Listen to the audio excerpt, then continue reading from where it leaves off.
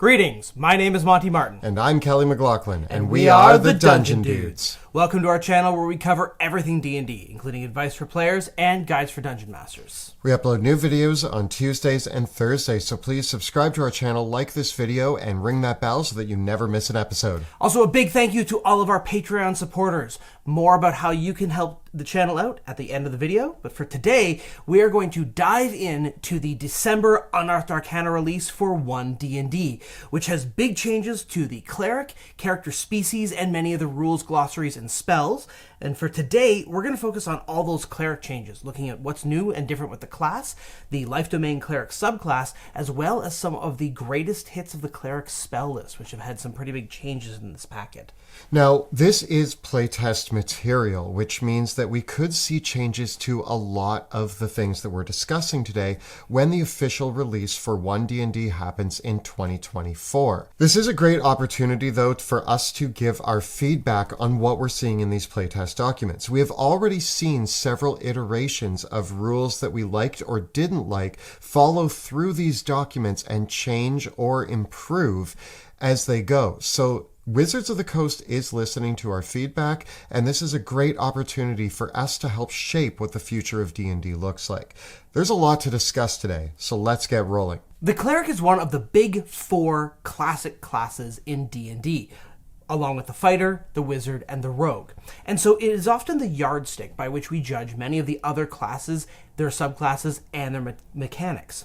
The Cleric is often looked at as one of the more straightforward spellcasting classes, one that we feel is quite accessible to new players, and represents the kind of the pillar of the support playstyle, while also giving a smattering of different types of spellcasting and magic through their divine spellcasting features. So I think it's worth really taking a big analysis here and looking at what has changed, what's staying the same, and how clerics might play differently in 1D&D. Now, along with a look at the cleric class, we also are going to be taking a look at the life domain, which is also offered in this document, and seeing what changes they've offered there. The life domain is probably the most classic of the cleric subclasses, and although the cleric is known for having more subclasses than any other class in the game, the life is sort of the doubling down on what the cleric is offering by adding to its healing capabilities in many ways. So we're going to see what that looks like in 1D&D here. Structurally speaking, the revisions to the cleric are both large and small. There's no changes in the cleric's proficiency bonus or how many spell slots they have, but there's a big change to how many spells clerics can prepare and what levels clerics choose their subclass and gain their subclass features. There's also a few brand new class features and some big revisions. So when we start at first level with the cleric, we're going to have our usual good old spellcasting features. We're going to have our Channel Divinity feature given to us right away at first level, but clerics are no longer choosing their subclass at level 1 in D&D 1. Although we are shifting the subclass choice up to third level now, they have added some additional features into the cleric at first and second level to kind of alleviate the fact that you're now waiting to get your subclass. First and foremost, your Channel Divinity has changed in a few small but major ways. The first one is that now you can use your Channel Divinity a number of times equal to your proficiency bonus. Rather than once or twice, this now means that as you gain levels, you're going to be able to use your Channel Divinity quite a bit more than you previously could. We've also added a brand new Channel Divinity option. They've now added Divine Spark. When you use this Channel Divinity option, you can roll a number of d8s equal to your proficiency modifier and either use it to heal an ally or damage an enemy with radiant damage. This gives every cleric a surprising and potent reserve of healing and damage dealing options that scale with their level. This is that they don't need to use their spell slots for either. I think that this is one of those really interesting challenges that many low-level clerics face. When you only have 2 spell slots at first level, it's pretty hard to justify using one of those 2 spell slots on Cure Wounds or Healing Word. And so this means that right away at first level, you've got a spell slot free option to twice per day restore 2d8 hit points each time, or even do some damage. Well, first of all, it's stronger than Cure Wounds at first level. and it scales better than Cure Wounds. And, well, it doesn't do as much damage as Guiding Bolt or have that additional rider. Eventually, it's going to be doing more damage than your cantrips or Guiding Bolt with the way that it scales in terms of damage. So I really like this, and I'm glad that all clerics get it. I agree. I do think that although we talk about how healing isn't the greatest option often in D&D, at second level, a spell slot free 2d8 healing can save lives, and that's the point of the cleric. And yeah, the damage might not be anything to write home about in the early game, but even then, if you run out of spell slots and you want to rely on your cantrips, this will outperform your cantrips at early levels. My only thought, you should be able to choose whether you do necrotic or radiant damage with this based on your deity. As a DM, I would allow my players to choose that. I even think that we could expand it even further and say that different deities could have different damage types with this. Like, if you are a Tempest Domain cleric of Thor, you should be able to do lightning damage with this power. Whereas if you are, like, following Tiamat, maybe you can do fire damage. I think it would be really cool if the damage type could change for this ability. It would be really thematic based on your deity. Turn Undead is very much the same, except now it dazes the undead, which is going to be functionally the same to how it works before with the changes to this new condition that's been introduced.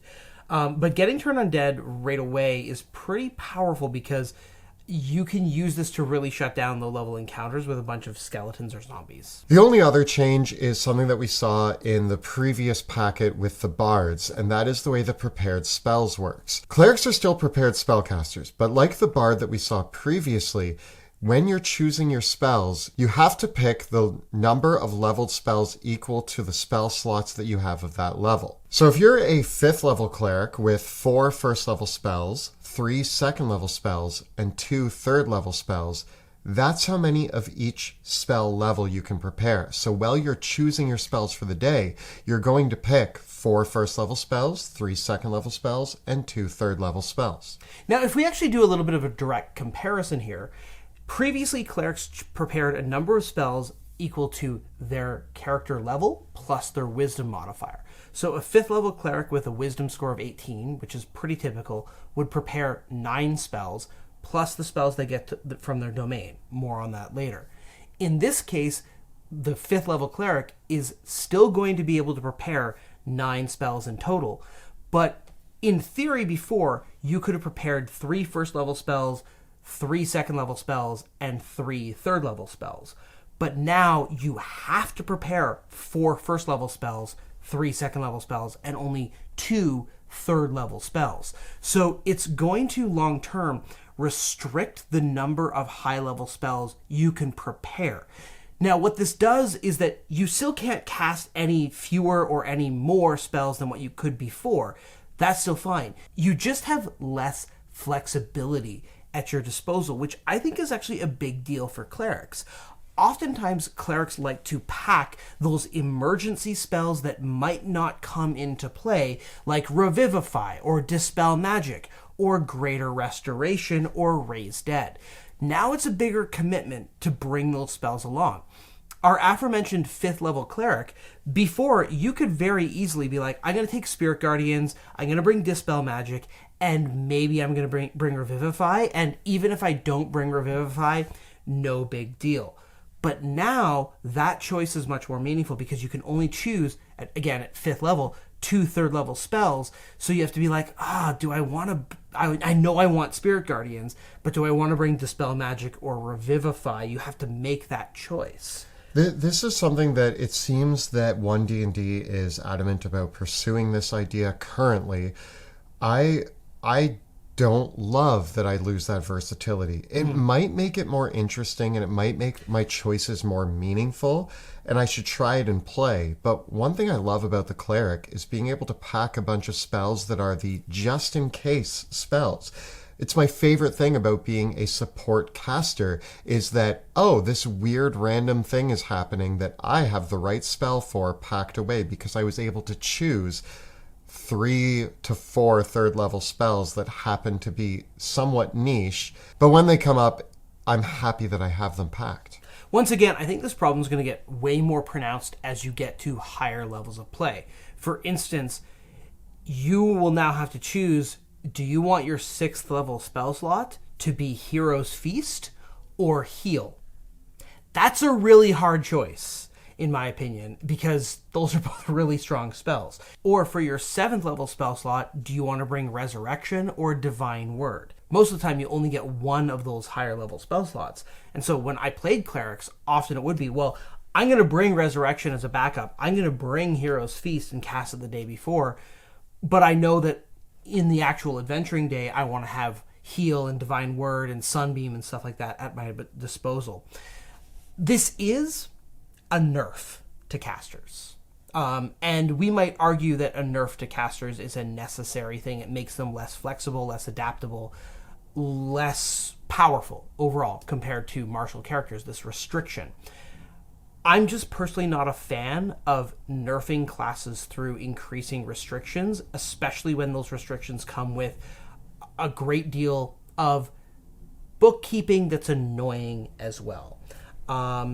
So we'll see how this pans out, but this is still one of those changes that I'm not enthusiastic about. At 2nd level, we're going to gain Holy Order. This is a brand new cleric feature. Again, since we don't have our subclass yet, the Holy Order is going to allow us to sort of customize what type of cleric we want to be.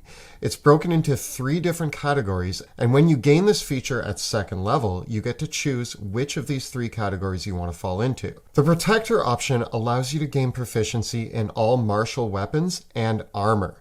So now any cleric can choose this and have that heavy armor proficiency. Scholar is going to allow you to gain additional skill proficiencies, and you can add your wisdom modifier to those skill proficiencies as well, kind of acting as a sort of almost expertise.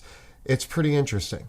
The Thaumaturge is going to allow you to choose an additional 0-level spell or cantrip, and you regain 1 use of your channel Divinity on a short rest. I think all 3 of these options are actually really cool, and at later levels, the cleric is able to choose 2 out of these 3 options. So as you progress, you could have heavy armor and some extra skill proficiencies, or you could have skill proficiencies and an extra spell and an extra channel Divinity. A little bit of customization here can actually go a long way, and I actually love that we've opened up the heavy armor proficiency option to all clerics. I also really love this change. It's basically detaching what used to be a 1st level feature of many cleric subclasses from the subclasses and just giving that as a flexible option for all clerics. So it gives you more choices. I'm a fan of more choices. I think that we could have way more than just the Protector, the Scholar, and the Thaumaturge, and I think it would be really cool if the 9th level Holy Order was 3 new choices, and maybe one of them was extra attack. That I think would be really, really neat for clerics. You would have to wait till 9th level, but to play a melee cleric is something that's really compelling, especially when you have spiritual weapons, spirit guardians, things like that. Although you may not be able to combine those, as we'll talk about later. But I do like that idea, and I think that we could branch out a little further with the customization of, do you want to play a melee cleric, a spellcaster cleric? Do you want to play a support cleric or a damage dealing cleric? What's the vibe that you're looking for? Choose the 2 by 9th level that are going to allow you to bring that cleric to life. And you could also have a little bit of hybridity in there as well, which can be a lot of fun. Because you get this at 2nd level and again at 9th level, I think that it would benefit greatly if they just designed a handful of additional options. And I do think it would be really great if the 9th level choice came along with higher level options. Again, I think extra attack would be a no-brainer. I think a lot of people love multi-classing characters with Cleric to get extra attack and have that melee martial focus. And so if clerics had the option to get extra attack, but they had to wait a lot later than martial classes to get it, I like that. At 3rd level, you get to choose your subclass. Not much changes at this point, other than the fact that it's at 3rd level instead of 1st level. And when we do go to talk about the subclasses, what is interesting is you are going to be missing out on some of the features you would have gained at 1st level. But luckily, we do have these new cleric features to kind of buffer that. At 5th level, you're going to get Smite Undead. This is a change to what was previously Destroy Undead, which killed undead creatures under a certain challenge rating when they failed their save against your Turn Undead ability. Instead of destroying them outright, now undead creatures of any kind that fail their saves against your Channel Divinity Turn Undead will take additional radiant damage equal to a number of d8s equal to your proficiency bonus, which is pretty slick. It means that Destroy Undead feature isn't just an all or nothing thing. I found that Destroy Undead would basically be like, here is a bunch of low-level minions that are going to get fireballed away anyways, and so now it makes it a little bit more substantial and meaningful when you're still fighting tougher undead. At 7th level, you're going to gain Blessed Strike. This is another feature that has been removed from the subclasses and put into the core class of the Cleric. Basically, your cantrips or your weapon attacks now deal an additional 1d8 radiant damage. Again, this is just moving it from the 8th level subclass feature to the 7th level just class feature in general. And once again, my only note here is that the damage type should change based on your deity. Like, again, we've got thunder damage or cold damage or fire damage. We already saw that with the cleric subclasses, so let's just put that back, please. Thank you. Previously, clerics would get their 8th level feature in their subclass and then not get another feature until 17th level. However, in this new version, they're going to receive subclass features at 10th and 14th level as well. This is a phenomenal change. Once again, the Blessed Strikes feature that cleric subclasses gained at 8th level is pretty boring and generic overall, and every cleric subclass worked this way. So what this meant is that most cleric subclasses, you got your last feature from them at 6th level, and then you had to wait till 17th level, a whole 11 levels, before you actually got a new feature from your subclass. Now you're getting them at level 10 and 14, and once again, this appears to be a class-wide standardization. All classes in D&D 1 are choosing their subclass at level 3, getting a feature at level 6, 10, and 14, and that's the progression that everyone's snapping into. At 11th level, we gain Divine Intervention. We've seen this ability before on clerics. There doesn't seem to be any substantial changes at first glance here. No, and now instead of having greater Divine Intervention where it works automatically at 20th level, that's at 18th level. I think the only major change that we can see here is that you're rolling randomly to determine how many days you have to wait before it works again. Yeah. Which is fine. And as all the classes in the previous packet had, we're getting an epic boon at level 20 because the class capstones are being moved to level 18. Once again, I'm fine with this change. I'm just not too enthusiastic with what I've been seeing from the epic boons. The ones in this packet are a little bit stronger, but I think that the power level of them could go way up. So now that we've looked at the cleric class, let's take a look at the subclass featured in this document, which is the life domain cleric. This is a place where the changes are subtle, but a few of them are impactful. The first one is the expanded spells that you get for the life domain cleric. Notably, because you're not getting your subclass until 3rd level, you are not going to gain additional 1st level spells. You get additional 2nd, 3rd, and 4th and 5th level spells, but not 1st. This is a weird change to me. There's another place where you actually see this, and this is actually in the Circle of the Land Druid in the original Player's Handbook. And they're the same way because druids don't choose their subclass until after 1st level. For some reason, they don't give the Circle of the Land Druid any extra 1st level spells prepared because of their land spells. I think this is weird. It seems awkward, and I think it's one of those things that's going to just oddly surprise people. So put those 1st level spells back. Put them back. There's no reason to get rid of them. Just because you aren't at the level when you would use them, at 3rd level, you can use them, and that just seems fine. Yeah, I guess it is a weird power jump, but it was always a weird power jump. Put them back. At 3rd level, we also gain Disciple of Life. This is the classic life domain feature that allows you to add additional healing to your healing spells. There is one notable change, though, and that is that this now only occurs when you cast the spell, which is going to take away from those of you who like to spam Goodberry or Aura of Vitality, which would have allowed you to gain additional healing every time that somebody ate one of your good berries or went into contact with your aura of vitality. Now, only the turn you cast the spell, you get 2 plus the level of spell that you cast in additional healing. Still pretty great, and although I love spamming certain healing spells as a Life Domain Cleric, I totally understand why we're bringing that down a few notches. It is a nerf, though, and a nerf to a very good strategy that many people like, that made healing kind of worth it out of combat. So I do question this choice, but hopefully other changes mean that healing spells overall might be a little bit stronger, so that covers the gap. Now, clerics are not going to get their special channel divinity power, though, until their 6th level subclass feature comes online, and this is the Cleric's Preserve Life feature. This feature appears to be largely the same as it was before. We're just actually going to be able to use this more often, because you're getting more uses of channel divinity earlier, that instead of coming back on a short rest are coming back on a long rest. So it's a bit of a neutral gain, but hopefully it'll work out for many clerics. At 10th level, we gain Blessed Healer. Now when you cast a healing spell, you also heal yourself a little bit. This feature used to be at 6th level. It is now moved to 10th level.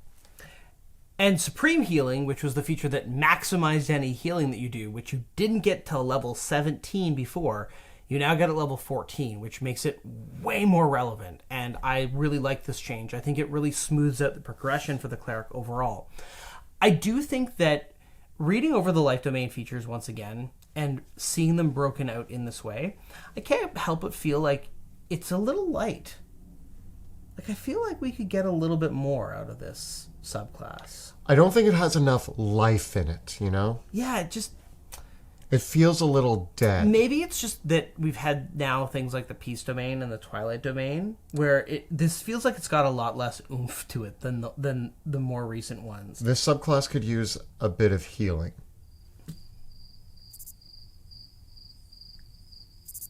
Again, though, it may very well be that the interest is dialing down from the power level of the Peace and the Twilight Domain, in which case I totally understand. I do think that overall, healing is not strong in 5th edition D&D. You don't necessarily need a healer in your party to survive, and that's a good thing. But I do think that for that reason, it's okay for healers to have a few different things. And I think upon reflection, I would love it if the Life Domain had one feature that wasn't healing oriented. What else do they do? I know it's a what else that they do, but it would be cool if they had a support feature that protected your allies in some way, but wasn't necessarily tied to restoring hit points. I meant what else do they do as in, like, Wizards. Tell us, what else do they do? Like, give us a broader scope of what the Life Domain Cleric is. It might be asking a lot if we're looking at just this document. Like, we're not straying too far from what the Life Domain Cleric already was, but I do agree with you that if the Life Domain Cleric was a preserver of life and had equal parts healing and protection, that could be pretty cool. Once again, though, this is meant to be a pretty simple cleric subclass. It's meant to offer that option for beginner players or players who prefer something a little bit more direct and easier to manage. So I'm not asking them to create any complex sort of feature for this. It just feels like we need a little bit more oomph to it. But maybe it'll pan out fine. In addition to the revised cleric and the revised Life Domain clerics, we are also looking at a few revisions to some of our favorite cleric spells. So we're going to go over those as well and talk about how it makes us feel. This is a place to share our feelings. Yeah. So Aid, one of our favorite spells, classically increases a character's hit point maximum and works on up to 3 party members, has been changed in this packet that it now works on up to 6 characters, so double the number of targets, get your whole party in there, but it only gives them temporary hit points. This is a bummer. This is a huge bummer because Aid used to have, and maybe this is exactly why Wizards of the Coast did this, so I understand if we're trying to balance power, maybe, but Aid used to pair really well with a spell like Hero's Feast, because Aid just increased your hit point maximum, whereas Hero's Feast added temporary hit points. These two things could stack, and we were all happy about it. And you could then heal back that hit point maximum. Now, once the temporary hit points are gone, they're gone.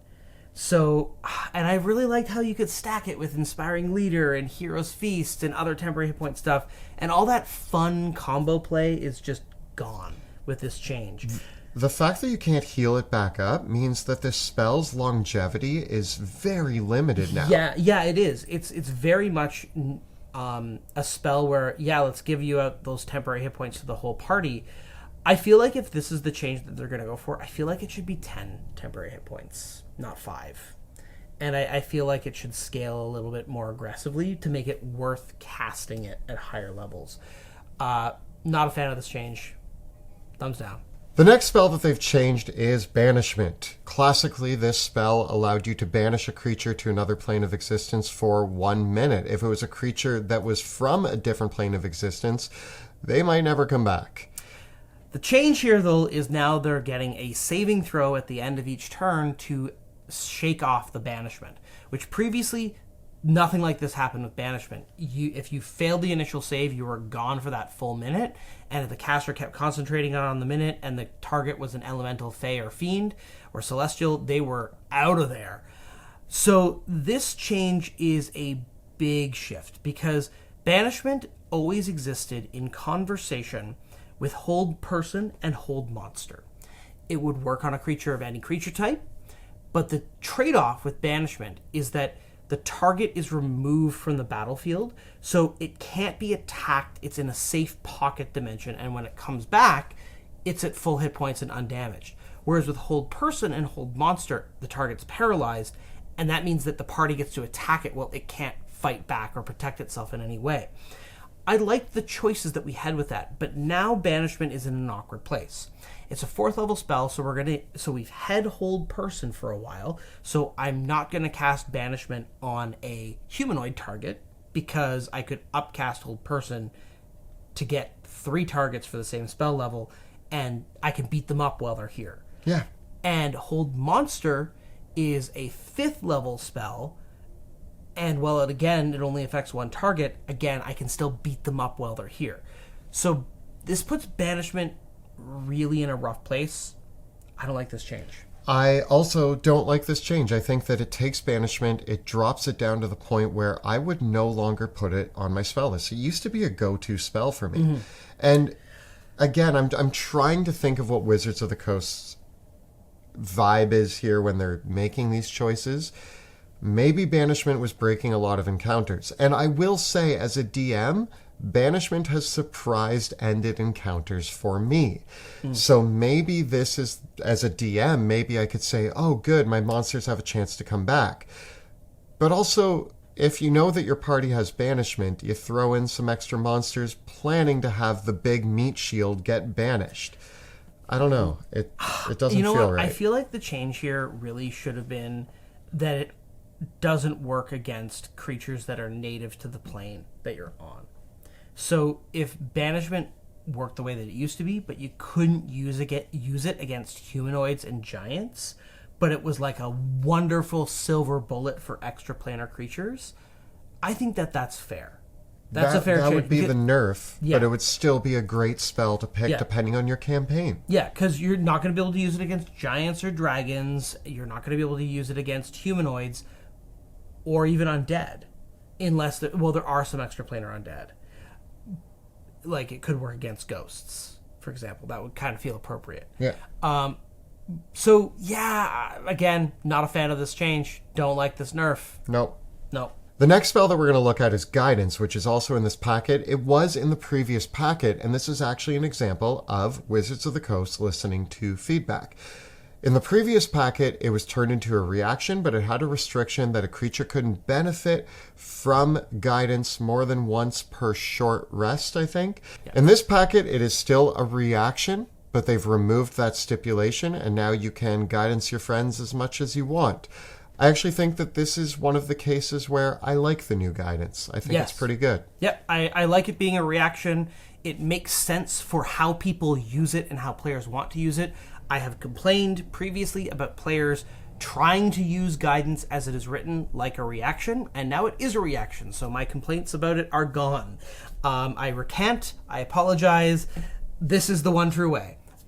Keep this change. Big thumbs up for me on this one. I agree. I think that this is just going to make it more useful at the table. It was already one of the go-to Cleric spell list cantrips, but now I just feel like it's more useful. The spell Prayer of Healing has also gone through a bit of a revision. Now when you cast the spell, you choose a number of creatures equal to your spellcasting ability modifier, and they gain the benefits of a short rest and each gain 2d6 hit points, all in the span of 10 minutes.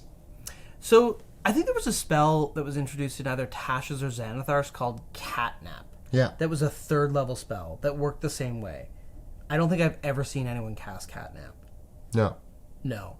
I think that the key here is if this was a ritual that didn't cost a spell slot, it might be kind of cool. I would like to playtest it as a ritual that doesn't cost a spell slot, because I like the idea of having a party member that can just be like, hey guys, once per day I can give us a short rest in 10 minutes. Rather, it's kind of like that weird thing of like, do you optionally want short rest to only be 10 minutes instead of an hour? Well, you have to spend a spell slot to get that. Which I personally feel like in most cases where characters have 10 minutes, they probably have an hour to take a rest. Yeah. So I'm not sure, what would actually really sell this if it was instead of 10 minutes, if it was 1 minute.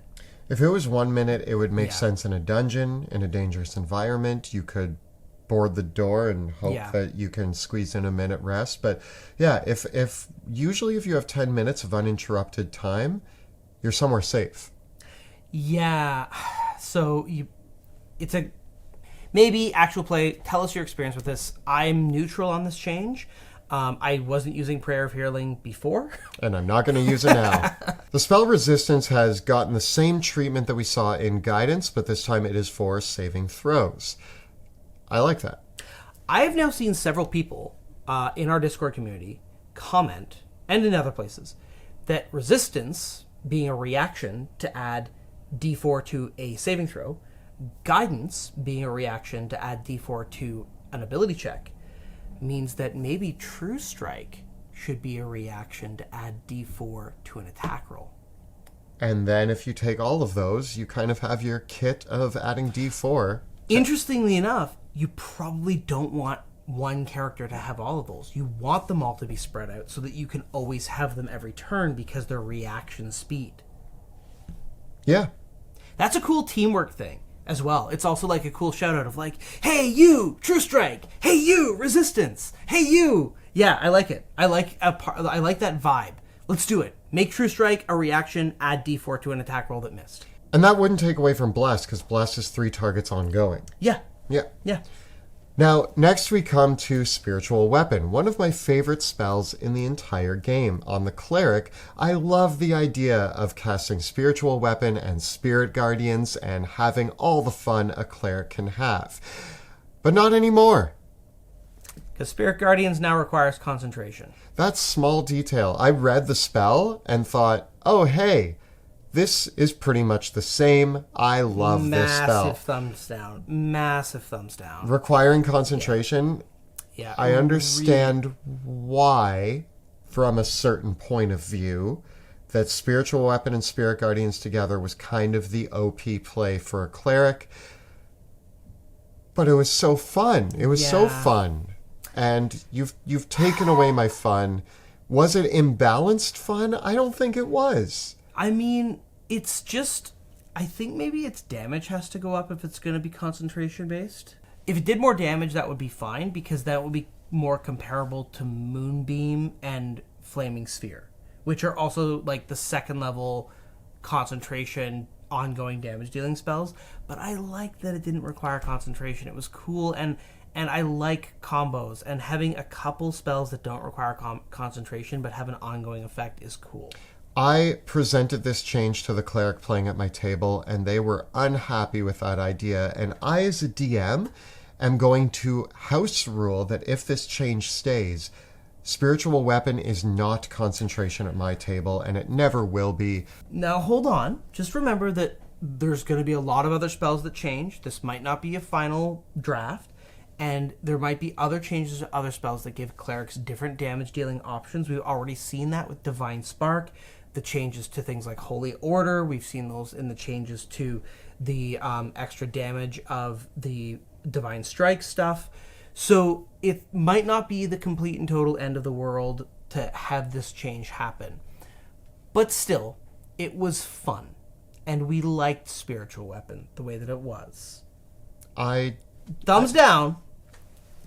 But maybe it's not so much that it's worth house rolling if it stays this way. We'll see. So, that is everything that has changed about the Cleric class and some of the key Cleric spells. There's a few spells that have moved their spell school in the spell list, and there were a few other changes to the rules glossary, and of course the big change to species and the way races are presented in Dungeons & Dragons 1.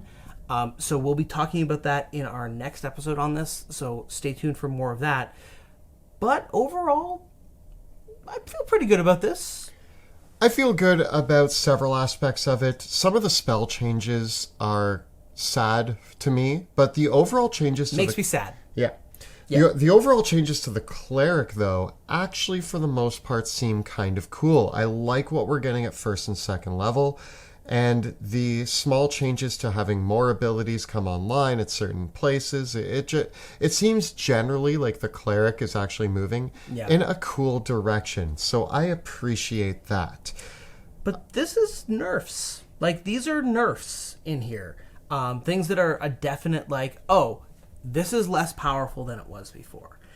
And so maybe those power balances, there is a disclaimer at the start of the document that the power balancing might change to the final release.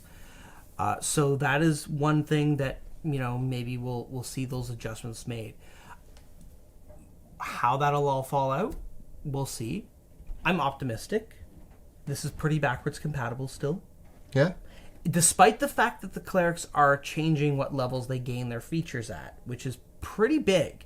Like, that is the biggest barrier for backwards compatibility with both previous subclasses and third-party content, because it means now that clerics changing what level they're choosing their subclass and what level they're choosing their other features could be a big deal for some designs. This is complete speculation, but I foresee that with the backwards compatibility option of 1D&D, what we might see is a very large player's handbook come out that has a revamped version of all of the player-facing stuff. But meanwhile, all of your adventure guides and everything that you used to run for your D&D games, it will be completely compatible. Well, they have said on the record that each class in the new player's handbook is only going to have 4 subclasses. So that's actually another, secret change. Hey, clerics, remember all those 8 subclasses and those 12 subclasses and all the extra subclasses that you used to have and that you love?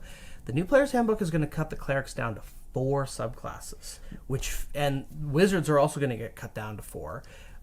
Other classes are going to get more. So that's kind of big secret change. Now, at the same time, I do also think that you could have a cleric from whatever new book that comes out that has 4 subclasses in it playing alongside the Tempest Domain cleric or whatever, and they're both going to work in your games. Okay, but here's actually a very pertinent question. If the cleric goes down to 4 subclasses, what 4 domains make it into the player's handbook?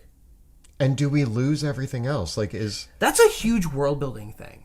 I think one of the most important things about the cleric having a bunch of different domains, and one of the reasons why they have so many domains, is that they need to reflect all the deities that exist in the world. And if the new player's handbook is going to cut them down to 4 subclasses, that's kind of a world building problem, because now you have a whole bunch of deities that either have to be hamstrung into the existing ones, or we have to use backwards compatibility to import those back in. I don't know about that one. That actually as a DM, that's a thing. That's a thing. Yeah, and I mean, if we're releasing a book with only 4 subclasses, what about all the things that we've added? What about the beautiful subclasses that we've added over the years? Well, you're still going to be able to use those. It's just that the backwards compatibility thing, there's going to have to be a download document that says, okay, clerics, whatever feature you used to get at level 1, that's your level 3 feature. Whatever feature you used to get at, I think, level 3, you now get that at level 6.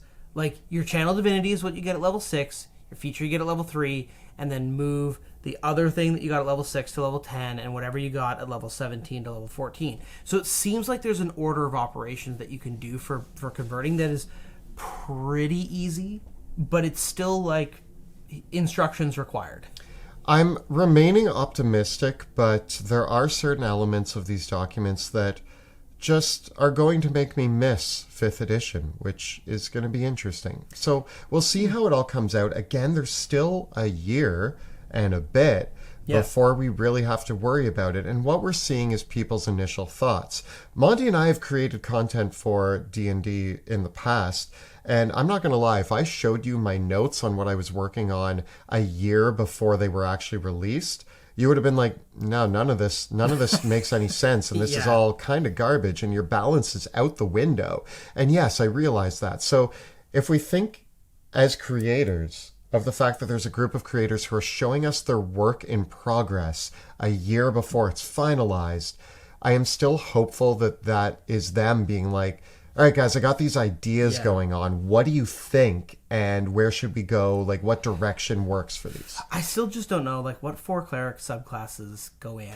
Life, light, death. Death? Really? It feels like a prominent cleric vibe. If you were breaking it down to 4... what are you going to do? Tempest? Tempest doesn't feel like an iconic pillar. I don't know. Tempest is like God of Thunder. Like the God of Storms and Thunder.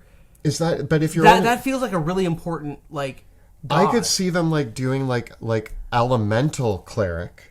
Yeah, but that's too generic. What they have to go generic with only 4. I guess with 4, like, it could be like, here's the good aligned one, here's the chaotic aligned one, here's the lawful aligned one, and here's the evil aligned one.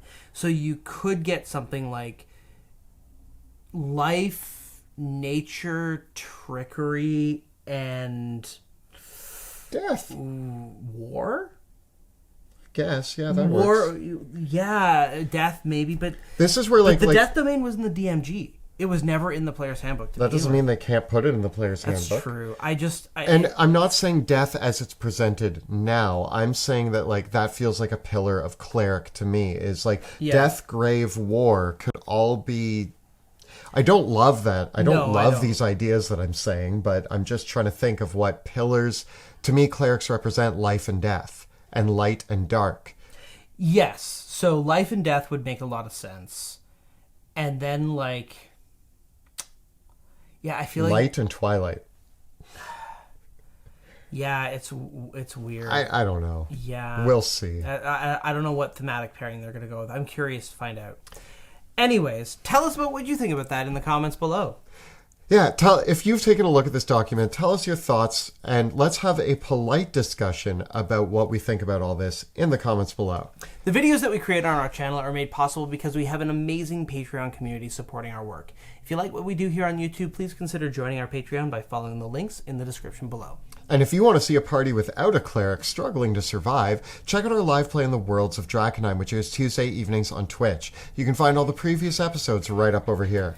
And we've got plenty more commentary on the new D&D 1 playtesting right up over here. Please subscribe to our channel, like this video, and ring that bell so that you never miss an episode. Thanks so much for watching. We'll see you next time in the dungeon.